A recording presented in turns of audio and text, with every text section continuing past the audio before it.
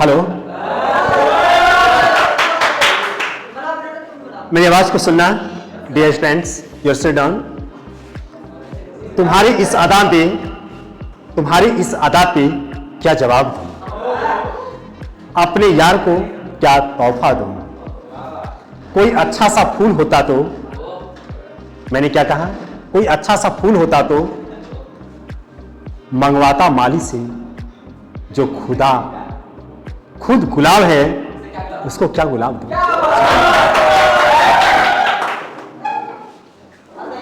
और है यस। सुबह होते ही जब दुनिया आबाद होती है, सुबह होते ही जब दुनिया आबाद होती है, आंख खुलते ही दिल में अपनी याद होती है। खुशियों के फूल हो अपने आंचल में, ये मेरे होठों पे पहली फरियाद होती है।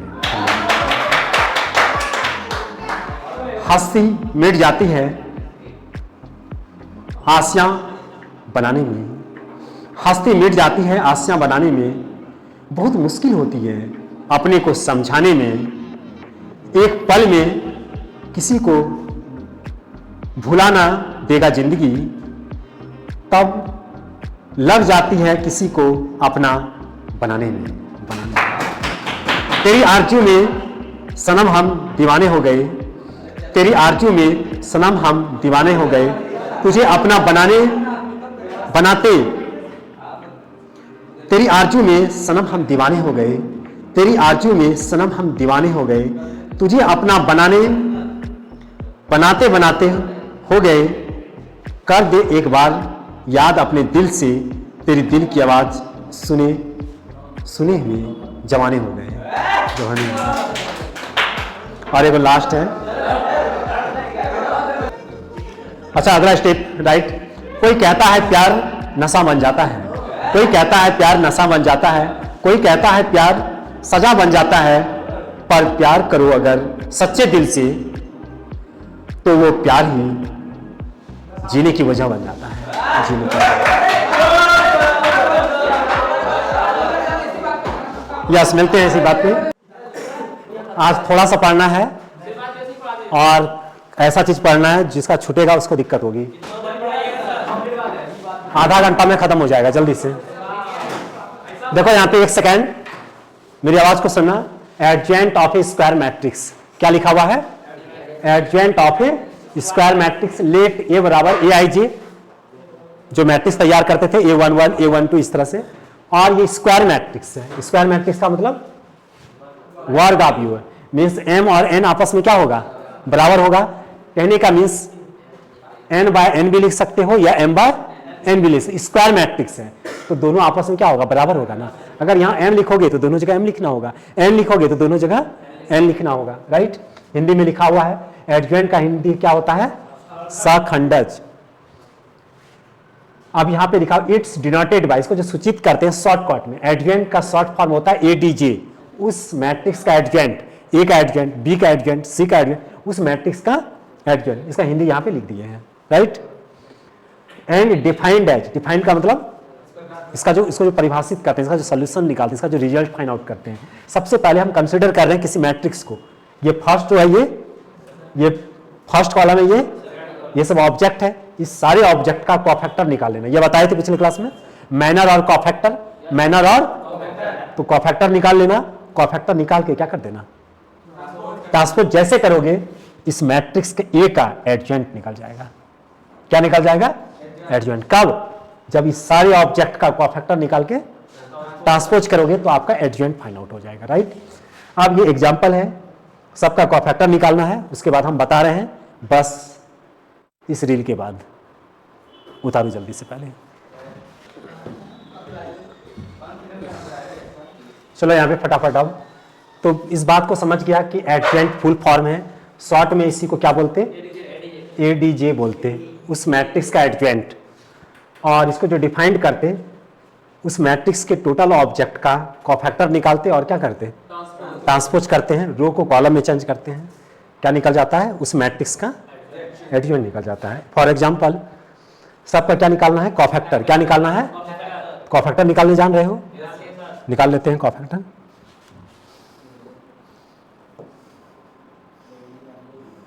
ऐसा करें, यहाँ पे निकाल लेते हैं ना।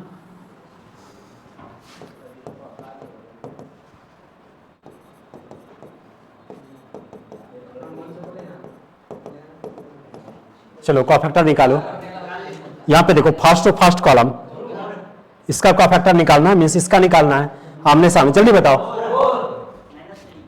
प्लस है ना, इसको जोड़ के देखो तो वही रहेगा, बताए थे। इसके बाद इसका बताइए। अच्छा इसी का बता दो, 1 है ना, 1 है, यानी ये 1 है, और है ना -1। चलिए इसका बताइए, तो इसका बताओ -3, और ये सम है तो क्या हो जाएगा। और इसका बताइए तो 2, ये सम है ना, दोनों को जोड़ लो, देख लो तो वही रहेगा। कॉफैक्टर निकल गया। कॉफैक्टर जैसे निकला, आप यहाँ पे ध्यान देना, कॉफैक्टर जैसे निकल गया तो मुझे निकालना क्या था, एडज्वाइंट। क्या निकालना था, एडज्वाइंट।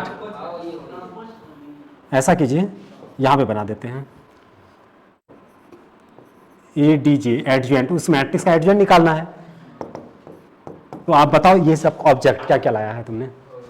4 लाया है, इसके जगह 1 2 के जगह, इसके जगह 3, इसके जगह 2। क्या करना है, ट्रांसपोज करना है। ट्रांसपोज कीजिए, जैसा थ्योरी बता रहा है वैसा ही अप्लाई करना है। रो को कॉलम में चेंज कीजिए।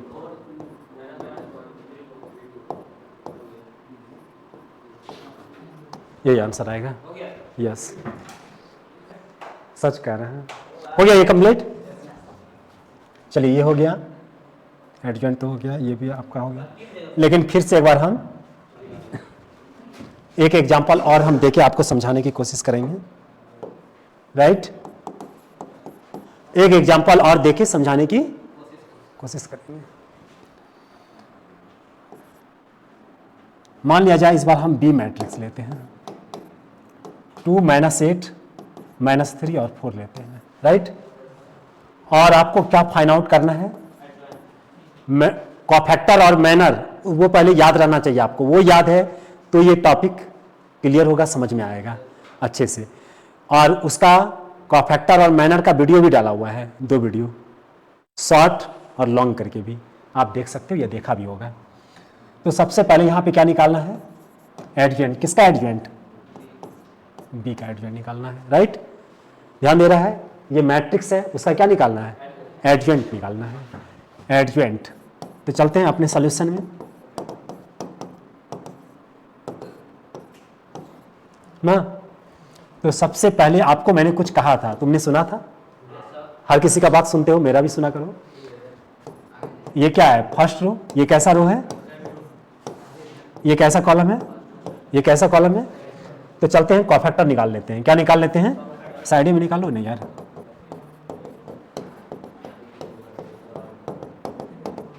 चलिए फटाफट बताइए, इसके आमने सामने 2 1, इसके आमने सामने बताइए -8 विषम संख्या है, जोड़ के प्लस हो गया। चलिए यहां बताइए, यहां बताइए ना। आप देखो यहां पे क्या चाहिए आपको, ए था तो एडजॉइंट ए चाहिए था, यहां बी है तो एडजॉइंट बी बताइए आप। चलिए रखिए, यहां पे रखिए 4 8, सही है ना, राइट। आपको क्या करना है, जैसे ट्रांसपोज करोगे एडजॉइंट आ जाएगा। तो चलिए एडजॉइंट निकाल लीजिए, रो को कॉलम में चेंज कीजिए, इस रो को कॉलम में चेंज कीजिए, हो गया। तो ये तुमने देखा शॉर्ट क्वेश्चन, 2 नंबर में का शॉर्ट क्वेश्चन, और ये अक्सर ऑब्जेक्टिव में पूछा जाता है।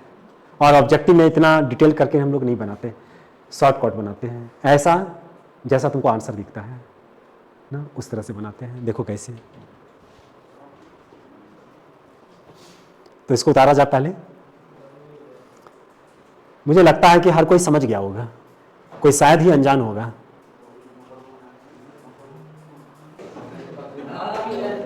रेडी, अगला देखो। चलो ये तो हम लोग हो गया, 2 नंबर भी भर लिए, 3 नंबर हो गया। हड़बड़ा क्यों रहा है, चलो अगला स्टेप, सुपर से ऊपर, अच्छा से समझ रहा होगा तुम, सुपर से फास्ट ट्रिक, यस राइट। अभी तुमने देखा शॉर्ट क्वेश्चन बनाया तुमने, लेकिन मैंने कुछ कहा एग्जाम में मीन्स शॉर्ट सब्जेक्टिव में नहीं ऑब्जेक्टिव में पूछा जाता है। अगर शॉर्ट में पूछेगा 2 नंबर का तो बनाने तो जान गया तुम, लेकिन अक्सर ऑब्जेक्टिव ज्यादा में ऑब्जेक्टिव भी पूछा जाता है। ऑब्जेक्टिव अगर पूछेगा तो इसे ट्रिक से बनाएंगे, ध्यान देना, उसको बोलो यहां है हम, यस हाँ। देखो ये मैट्रिक्स है, इस मैट्रिक्स का नाम क्या है, ये है, इसको डायगोनल बोलते हैं। क्या बोलते हैं, ये सब तुम लोग जानता होगा। ये फर्स्ट रो है, ये इसको डायगोनल मैट्रिक्स बोलते हैं, डायगोनल एलिमेंट बोलते हैं, इसको डायगोनल एलिमेंट बोलते हैं, राइट। अच्छा डायगोनल एलिमेंट क्यों बोलते हैं, घड़ी भी पहने आया है बताओ, लेकिन घड़ी इसका लाइट कर रहा है यार, भागलपुर में कोई दी थी क्या, खुशी से, वाह, ऐसा कोई घड़ी सच में मैं रिफ्लेक्ट किया तब उनको पता चला वो घड़ी पहना है। ऐसा कोई घड़ी तुम्हारा जबरदस्त है, ठीक ना, और लड़का भी ठीक ठाक है, कोई दिक्कत नहीं है। अभी धीरे धीरे बड़ा होगा, अभी जवान होगा तो और जबरदस्त लगेगा फिर। मेन बात अभी बच्चा है ना।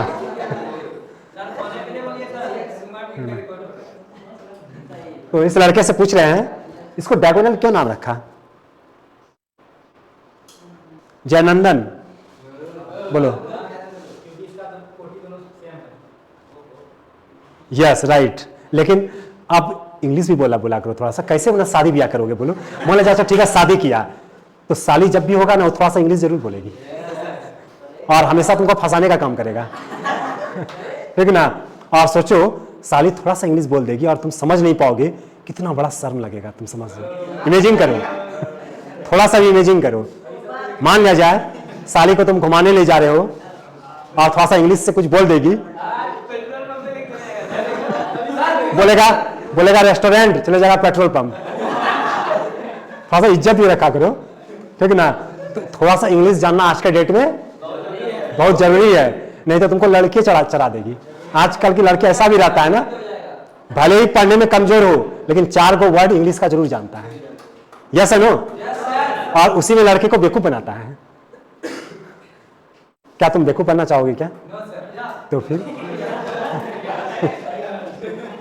ऐसे वो जानकार था, जानकारी थी उसके, लेकिन इंग्लिश भी याद रखा करो। तो रो और कॉलम सेम है ना, 1 1 2 2 सेम है, तो इसको डायगोनल एलिमेंट बोलते हैं, इसको नॉन डायगोनल बोलते हैं, क्योंकि इसका रो और कॉलम आपस में बराबर नहीं है। तो ध्यान देना आप इस बातों की। इसको डायगोनल इसलिए बोले क्योंकि इसका रो और कॉलम आपस में क्या है, बराबर है। इसका वैल्यू क्या यहां रखे हैं, ए का नाम 1 2 3 4 कुछ भी है, चूंकि थ्योरम है, और इसका वैल्यू क्या मान लीजिए डी, इसको डायगोनल बोलेंगे, इसीलिए डायगोनल बोलेंगे क्योंकि रो और कॉलम आपस में क्या है, और इसको नॉन डायगोनल बोलेंगे क्योंकि इसका रो कॉलम आपस में बराबर नहीं होता है।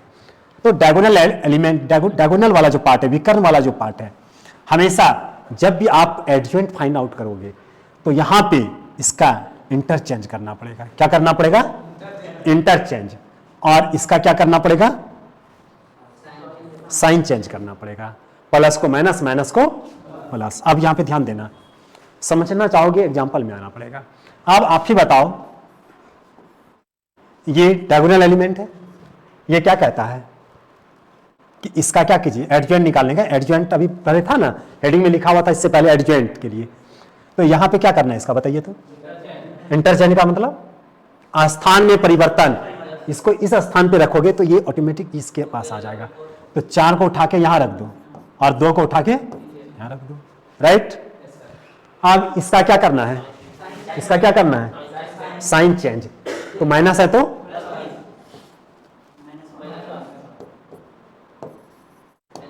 अभी तुमने देखा 2 नंबर में बनाया था। तो जब भी एडजॉइंट निकालना होगा शॉर्टकट में ऐसे जल्दी से निकाल लेंगे। और अगर इसको सुंदर का ड्रेस पहनाना चाहता है तो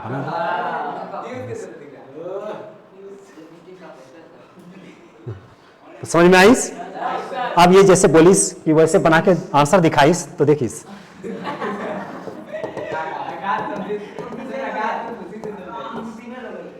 ध्यान देना। तुमको क्या निकालना है, कोफैक्टर ना, जल्दी से बोलो। ये नहीं निकाला था तुमने? ध्यान देना, एक सेकेंड, हम तुरंत एडजॉइंट निकालेंगे, ध्यान देना। इसका का फैक्टर निकालिए, निकालो, रफ में करो, का फैक्टर निकालो यार, 4, इसका निकालो, लेकिन विषम है, माइनस हो जाएगा। इसका बताइए, लेकिन विषम है, माइनस था तो प्लस हो जाएगा। इसका बताइए क्या करेंगे? A11 A12 जैसे अभी निकाले थे पिछले के सवाल में, उसने निकालेगा। आप यहां पे देखो, रो को क्या करेंगे?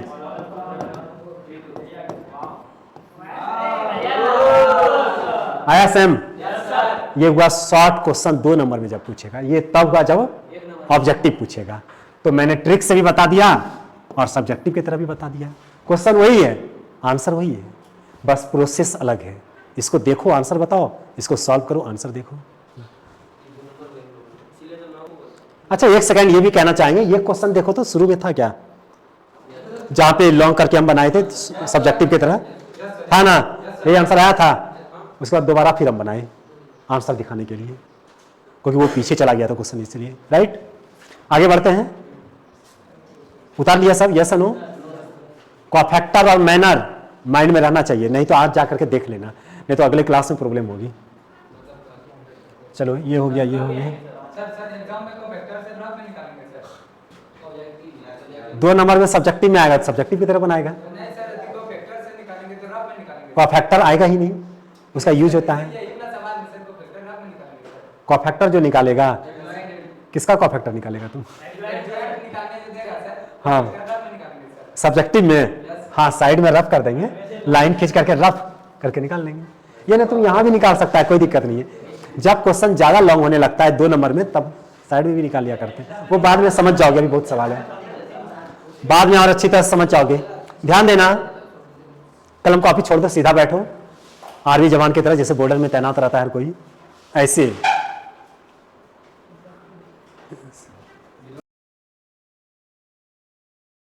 यहां पे ध्यान देना, प्रॉपर्टीज ऑफ, प्रॉपर्टीज का हिंदी होता है गुण धर्म, प्रॉपर्टीज का हिंदी होता है गुण धर्म। जो आपने पढ़ा उसका क्या प्रॉपर्टीज है, क्या गुण है, क्या नेचर है, क्या स्वभाव है, क्या हंसी है, क्या चेहरे में मुस्कुराहट है, क्या आंखों में वो दीवानापन है, चेहरे में क्या नमी है, क्या हंसना और मुस्कुराना है, किसके लिए वो चाहत है, उसी को प्रॉपर्टी कहते हैं। राइट, तो तुम मायूस मत हो जाओ, वो गई है तो दूसरा आएगी फिर, ठीक ना? एकदम तंदुरुस्त रहो, ठीक ना? एक कहानी था लेकिन भूल रहे हैं, लेकिन मजेदार कहानी था, लेकिन बताते, लेकिन दूसरे दिन बताएंगे, ठीक है?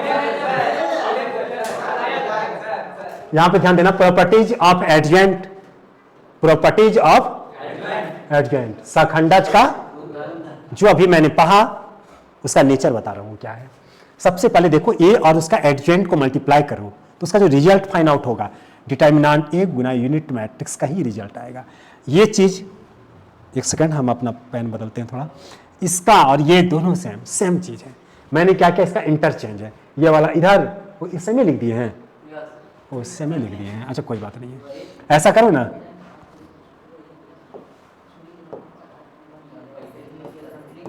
एडजेंट ए गुना ए,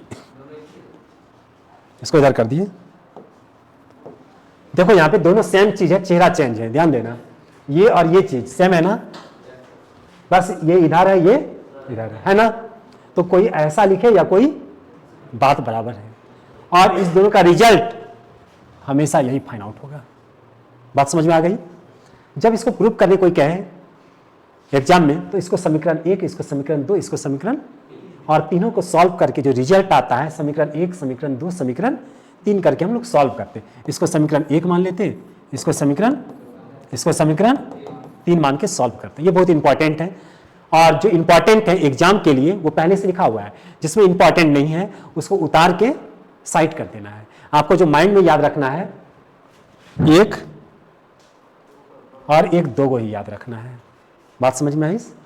2 को याद रखना है। ज्यादा से ज्यादा याद रखेगा तो इसको एक तो याद रख सकते हो, ज्यादा से ज्यादा में ऐसे 2 ही इंपॉर्टेंट है, ज्यादा से ज्यादा में एक्स्ट्रा में इसको याद रख सकते हो। तो ध्यान देना, एक सेकेंड, 0 का एडजेंट क्या होगा, यूनिट मैट्रिक्स का एडजेंट क्या होगा, हम एक दिखा देते हैं तुमको जल्दी से फटाफट।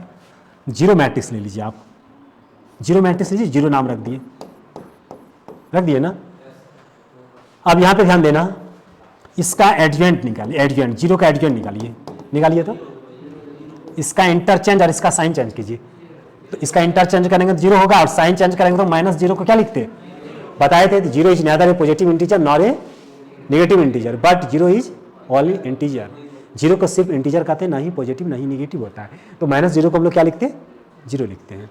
तो ये जीरो जीरो लिखे, क्या वही चीज आ गया ना, एडजेंट का कोई असर पड़ा क्या, नहीं, जीरो। उसी तरह से यूनिट मैट्रिक्स अगर आप लोगे, यूनिट मैट्रिक्स लोगे 1 0 0 1 वाला और इसका एडजेंट निकालोगे, हमेशा यही मैट्रिक्स आएगा। करके देख लो, इंटरचेंज इसका साइन चेंज, हम बोल रहे हैं समझ में आ रहा है, अपने दिमाग में उतार रहे हो बात को, इमेजिंग कर रहे हो अपनी बातों को, तो इसका इंटरचेंज इसका साइन चेंज करोगे वही मैट्रिक्स आ जाएगा।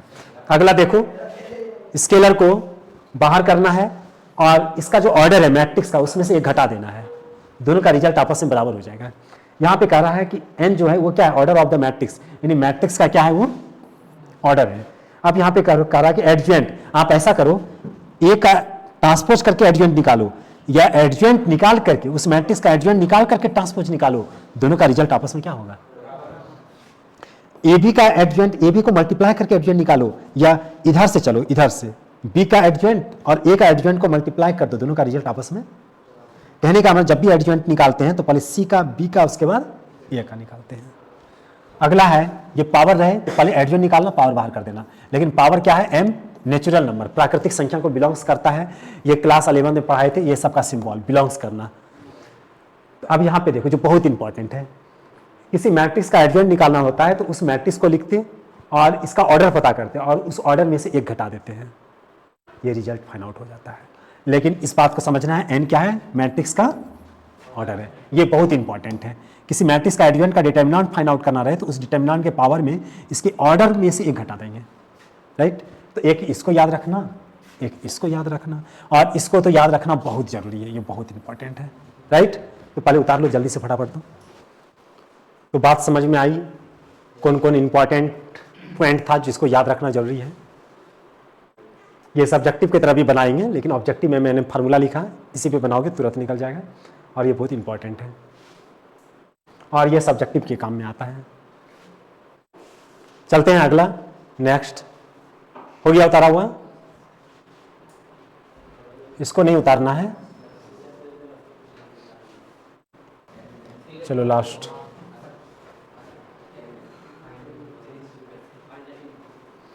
एक सेकेंड पहले हम पढ़ देते हैं, इससे क्या होता है, उतारने में सुविधा होती है। फाइंड द इनवर्स या रेसिप्रोकल, फाइंड द इनवर्स या reciprocal of a square matrix. आपको पता है इनवर्स का हिंदी होता है व्युत्क्रम, व्युत्क्रम इसका हिंदी वाला बुक में ही दिया हुआ होगा, व्युत्क्रम। और व्युत्क्रम इसी को रेसिप्रोकल कहते हैं, इसी को उल्टा समझते हैं हम लोग व्यवहारिक तौर में। तो यहाँ पे शर्त रखा गया है, लेकिन डिटर्मिनेंट ए का वैल्यू 0 नहीं होना चाहिए, तभी आपका इनवर्स फाइंड आउट होगा, निकलेगा। अगर डिटर्मिनेंट ए का वैल्यू 0 आ गया तो ये जो इनवर्स है वो अनडिफाइंड हो जाएगा, एग्जिस्ट नहीं करेगा, डज नॉट डिफाइन, डिफाइन नहीं करेगा। तो यहाँ पे देखो एक्सप्लेनेशन किए हुए, वी नो दैट। अभी आपने फर्स्ट फार्मूला जाना, अभी जाना ना, ये वाला ए गुना एडजेंट ए बराबर ए गुना आई मैट्रिक्स, अभी जाना था। तो ये इसके क्या है, बराबर है, ये इंटरचेंज करके 3 को लिखे थे, बस 2 को का जरूरत है क्योंकि वही चीज रिपीट था उधर भी। तो ये जो है तुमने अभी तुरंत जाना, अभी उतारा है, तो ये जो तुमने जाना, तो इससे मुझे क्या निकालना है, इनवर्स। इसके लिए आप क्या करो ना, यूनिट मैट्रिक्स को यहाँ पे रहने दो और इसको मैंने क्या किया, इधर कर ले, ये गुना में है तो ध्यान देना, ये गुना में है तो भाग में कर दिए। अब मुझे क्या निकालना है, इनवर्स। ऐसा मैंने इसलिए किया, ऐसा कोई जरूरी नहीं था कि मैंने जैसा सोचा वैसा किया, लेकिन ऐसा नहीं, मुझे एक थ्योरम का याद है और आप जानते हो जब आगे बढ़ते हो तो पीछे वाला स्टेप, पीछे वाला थ्योरम का यूज होता है। तो यहाँ पे जब भी ये थ्योरम से जो हम उठाए फार्मूला से, उस प्रॉपर्टीज से जो उठाए इसको, तो यहाँ पे क्या हुआ, यूनिट मैट्रिक्स को रखे, ये गुना में था तो भाग में। ऐसा इसलिए किए क्योंकि मुझे पता है मैट्रिक्स का लास्ट वाला टॉपिक जो मैंने बताया था कि 2 मैट्रिक्स का मल्टीप्लिकेशन अगर यूनिट मैट्रिक्स को एग्जिस्ट करता है, ए बी ए बी बराबर आई या बी ए बराबर आई, किसी एक को लो, इसको लो या इसको लो, बात बराबर है। ठीक, ए बी बराबर आई आपने पढ़ चुका था। दो मैट्रिक्स का मल्टीप्लिकेशन अगर यूनिट मैट्रिक्स आता है, यूनिट मैट्रिक्स को एग्जिस्ट करता है, तो दोनों मैट्रिक्स इन्वर्टेबल हो जाता है, इन्वर्स को एग्जिस्ट करने लगता है। कहने का मीन्स ए इन्वर्स बराबर बी हो जाता है, आई साइलेंट हो जाता है। बताए थे मैट्रिक्स का लास्ट वाला टॉपिक जो ऑपरेशन करके जो बना रहे थे सवाल, कि दो मैट्रिक्स का गुना अगर आई हो जाता है, इसका ऑब्जेक्टिव भी था जो सॉल्व किए थे। दो मैट्रिक्स का गुना अगर आई हो जाता है, अगर आई हो जाता है तो आई को नहीं, इसको देखना है कि दो मैट्रिक्स का गुना आई हो जाता है तो दोनों मैट्रिक्स इन्वर्टेबल हो जाता है। मीन्स ए इन्वर्स बराबर या बी इन्वर्स बराबर ए, तो ए इन्वर्स बराबर बी लिखो या बी इन्वर्स बराबर ए लिखो, बात बराबर है। लेकिन ऐसा कब होता है? जब दोनों का मल्टीप्लिकेशन, इसलिए मैंने क्या किया, आई को यहां रखा, उसी के आधार पे आई को रखा, आई कब होगा वहां अकेला? जब ये गुना में है तो भाग में, जब गुना में है तो भाग में आया देखो तो, और जब भाग में आया तो इसी का रूप धारण कर लिया। दो मैट्रिक्स का मल्टीप्लिकेशन आई, तो दो मैट्रिक्स का मल्टीप्लिकेशन ये ए के जगह है और ये बी के जगह है, ये ए के जगह है, ये बी ए के जगह, और दो मैट्रिक्स का मल्टीप्लिकेशन यूनिट मैट्रिक्स आ रहा है उसी थ्योरम पे। तो आप कहो कि ए इनवर्स बराबर क्या होगा, इसको तो साइलेंट कर देना है, जैसे इसको हम साइलेंट किए थे, ए इनवर्स बराबर बी किए थे ना, तो उसी तरह से ए इनवर्स बराबर बताइए, इसको मिटा देते हैं, समझाने के लिए लिखे थे हम, एडजॉइंट ए बटे, समझ में आया? ए इनवर्स बराबर बी, ये बी की जगह है, थ्योरी के अनुसार बी की जगह है, तो इसको उतार लिए। इसके बाद मैथमेटिशियन क्या किया, वो राइटर क्या किया, इसको सजा दिया, इसको ऐसे लिखा, क्योंकि इसके बगल में कुछ नहीं तो आप कह सकते हो कि गुना है, कुछ नहीं तो वन है, ऐसा लिख सकते हैं, और ये इसको प्रोडक्ट में डाल दिया और ऐसे उसको घेर दिया, बोला इसी को याद रखना।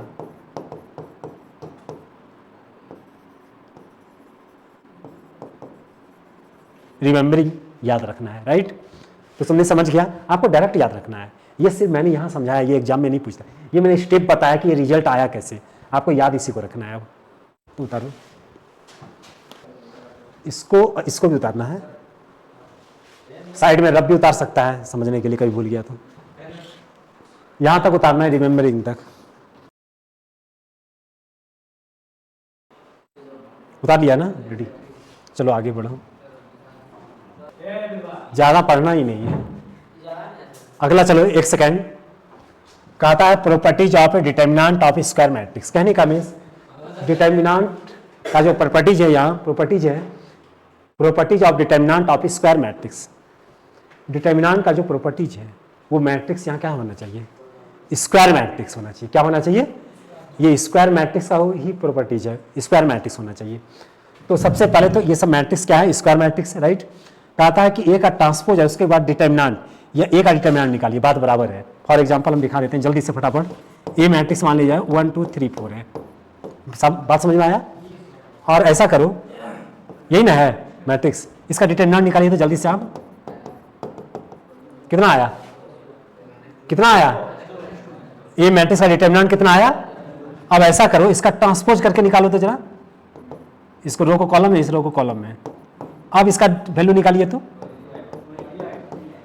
4 - 6 - 2, देखा तुमने? ट्रांसपोज करने के बाद डिटर्मिनेंट निकालो या डायरेक्ट डिटर्मिनेंट निकालो, दोनों का रिजल्ट आपस में क्या होगा? कभी कभी क्या होता है, जब हम सवाल को सॉल्व करते हैं तो स्टेप बदलने के लिए ऐसा यूज करते हैं, तो बात समझ में आ गई। यूनिट मैट्रिक्स है, इसका डिटर्मिनेंट निकालिए, क्रॉस मल्टीप्लिकेशन क्या होगा, 1 होगा। जीरो मैट्रिक्स है, क्या होगा?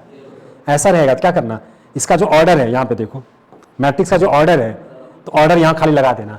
लेकिन उसमें क्या करते थे, इसके पहले वाला में एडजॉइंट निकालना था, तो n में से एक घटाए थे क्योंकि एडजॉइंट था वहाँ पे, इसलिए यहाँ पे कोई भी स्केलर रहे 1 2 3 4 बाहर करना, ए का जो ऑर्डर रहे इसके पावर में लगा देना बस।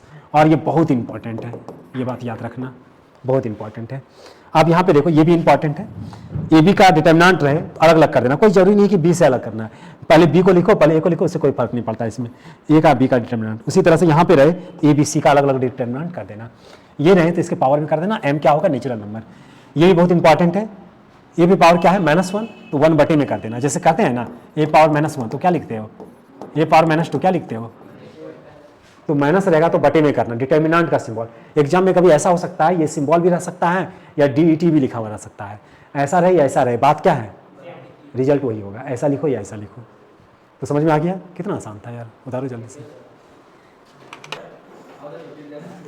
ऐसे हाथ रखते हैं, वाह क्या स्मार्ट भी दिख रहे हो।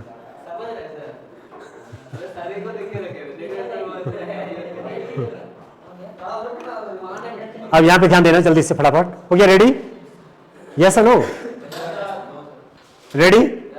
मैंने कहा क्या इतना लिखे हैं अब ये प्रॉपर्टीज, लेकिन आपको याद सिर्फ इसको करना है और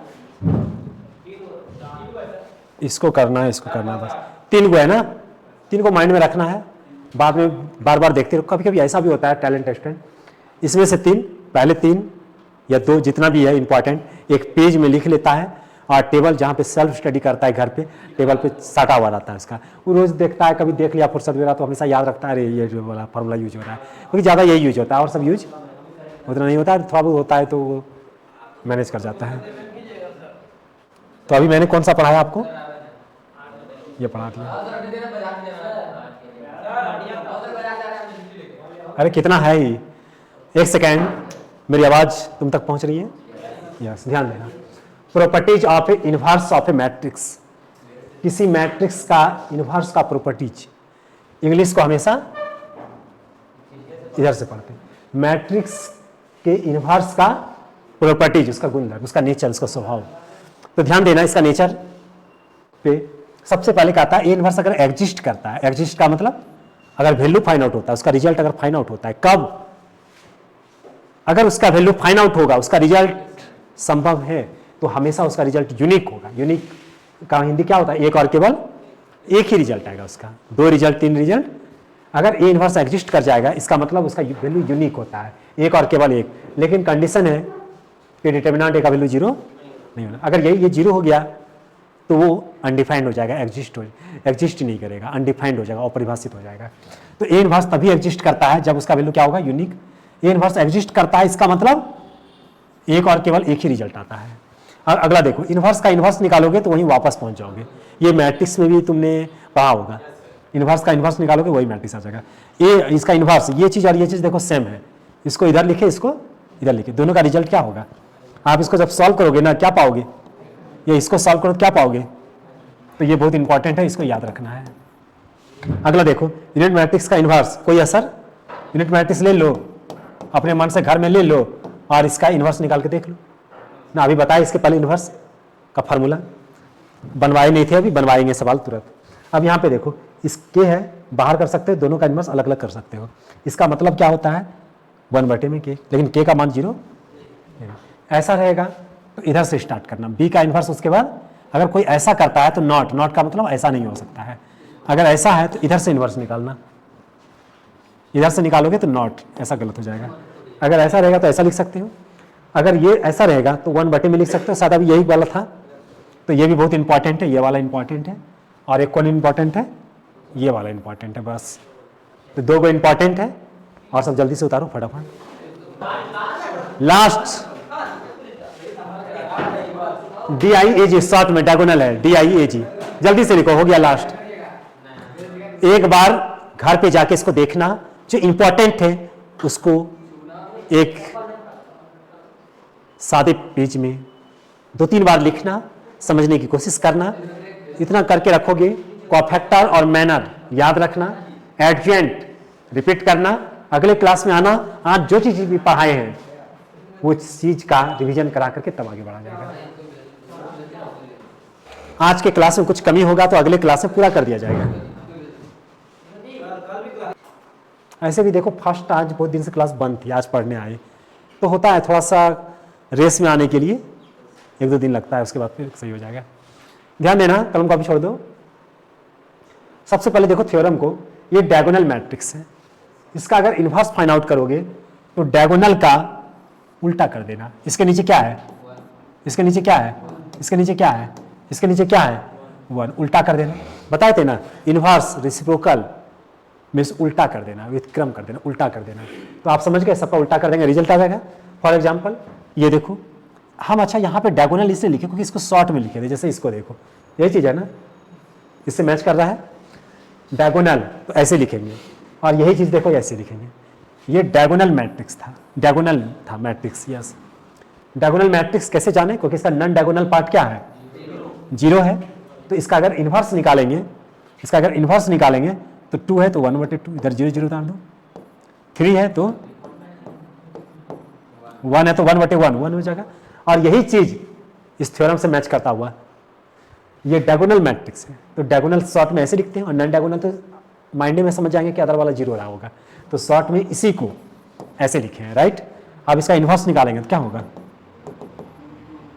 ना, और इसी को कोई लिखना चाहेगा तो ऐसे लिख देंगे ना। देखो वही चीज है, ऐसे रहे या ऐसे रहे, बात क्या है, बराबर है। तो द एंड किया जाए, यहाँ पे समाप्त किया जाए ना। चलो देखो सारी भी बोल देते हैं।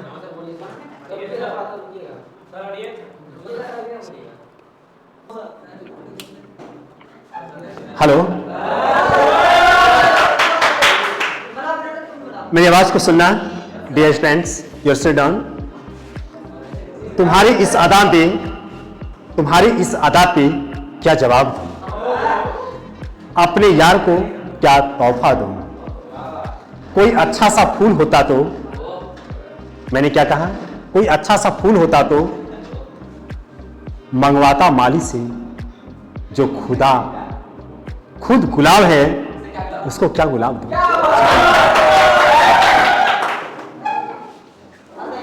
और है यस।